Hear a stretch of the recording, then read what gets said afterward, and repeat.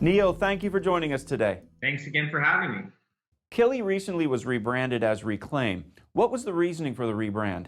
The company was originally incubated inside of a larger parent company, and we sold that company off about last year. And over the past year, we've learned a lot, as with any product. And I think what the big philosophy for us is that we wanted our brand to really be synonymous with what we were doing as a company, and Killy wasn't doing that. We felt that one of the big gaps in the market really for consumers was that there was no destination, no place where they could go to actually see their data, or in this particular place, reclaim their data. So for us, the rebrand was really about kind of trying to get the brand, the messaging, and the mission really vertically aligned. And I think we've done that. The one thing I would say is that any rebrand is not just a new coat of paint and a new logo. It's an incorporation of really a lot of learnings. And from this now Reklaim foundation, we think we're kind of ready to go to the next level. Reklaim wants to empower consumers to take back control of their identity. Can you give us an overview of how the Reklaim platform does this? Yeah, sure. So the most basic way to do it is you go to either the website or the application. You as a consumer can put in an email address or a phone number. Once you've verified you are who you say you are, what we'll then do is we'll scan the internet, various different data brokers, various different sites that have leaked your data, to really amalgamate all of that data that has been collected and has been sold in the marketplace really without your consent. So this notion of reclaiming is we're going out into the market and reclaiming you from them. That's really the philosophy of Reklaim. And what's really important is that there's no other company in the world really allowing consumers access to what we believe is rightfully theirs, and that's their data. Now, Neil, Reklaim has data profiles on just about everybody in the United States. Is that right? Yeah, so I think the one thing that most consumers understand is that data is being collected on them virtually 24 hours a day, 7 days a week. The gap, as I mentioned earlier, is that you as a consumer don't have access to data in this $400 billion data market. So for us, what we've tried to do is really provide a foundation or a platform where any consumer in the United States or in Canada as well can go into the ecosystem and find data on themselves. We have over 300 million accounts right now. And what we've been finding really over the last 6 months is we've gone from a situation where there was no destination for consumers to find any data, where right now, pretty much 1 out of every 2 Americans who come into the platform can find data that's being collected and sold without their participation. We think that's a pretty substantial increase and a pretty substantial impact on consumers in general. These profiles are worth about $6,000 annually to data sellers and collectors. How much of that value can consumers capture with your platform? Yeah, the $6,000 tends to be the lean-in moment for consumers when they find out how much that data is being collected and sold. And really, it's an amalgamation of companies, whether that's Google, Facebook, Oracle, Twitter. They're all collecting your data and selling it. When you accumulate that together, that's how you get to that $6,000. Really, it's correlated to the amount of data that individual consumers can share. Right now, we're seeing some consumers get their paycheck, which is equivalent to $1 a week. But we've got other consumers making upwards to $15 a month. So it's early days for consumers as it relates to compensation, but we think that this trend of moving money from that $6,000 pool, which doesn't include you, back to you, is this massive redistribution of wealth back to the individual consumer. So as time goes on, we think that the amount of money that consumers can actually make is ultimately going to increase, primarily because companies that are currently using data today are being required to actually find new sources of compliant data. And we think we have the most compliant data source really in the entire ecosystem today. This is a revolutionary multi-trillion-dollar model. Is anybody else doing this?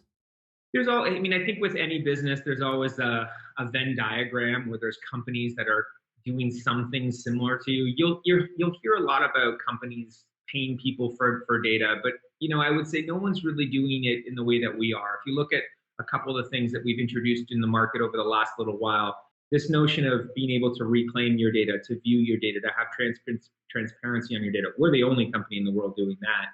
We also have what we refer to as My Footprint, where you as a consumer can go into your profile and actually see listed name by name, brand by brand, the individual companies who have purchased your data. We're the only company doing that as well. And lastly, we're the only company paying consumers a weekly guaranteed passive dividend, or what we like to call the paycheck.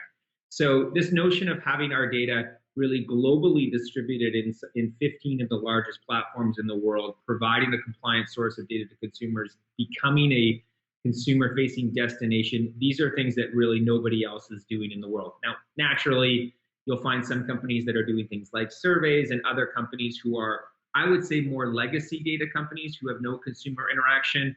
They're kind of more like frenemies more than anything else. They work with us because they want our data in their platforms, but they have typically controlled most of the market share, but we think that that market share is moving to us. The United States is the biggest data market in the world. Have other countries begun putting in place regulations around data usage? And what is the status in the United States for similar consumer protections? The US is the biggest data market in the world, but it's also a bit of the Wild West. There hasn't really been a lot of legislation or control specifically around privacy. And I think as a byproduct of that, that's part of the reason why it's been able to grow to become the size of about $250 billion a year. If you juxtapose that against the global market's probably north of $400 billion per year.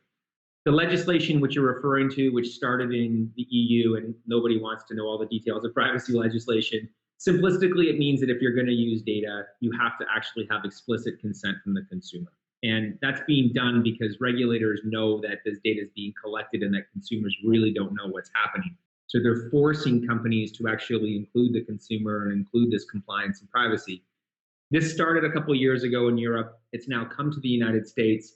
The United States has probably seen more privacy regulation in the last year than they have in the last 10.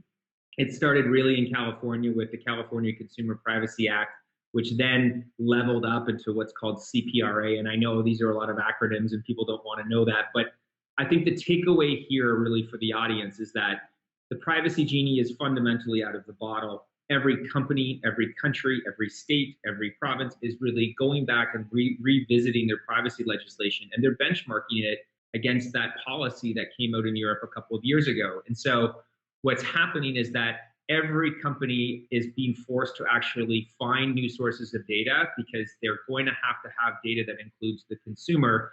And this is an important part. If you ingest data in the future, you're ingesting liability if it doesn't include the consumer. Most CEOs are quite smart and they're very good at mitigating risk and liability, which is why we think that the data market is going through its single biggest migration in its entire history, and we stand to benefit. What catalysts can investors expect over the next 6 to 12 months? Well, we're working hard. I'd say what we've spent really the last, year working on is kind of building that scale of our individual platform.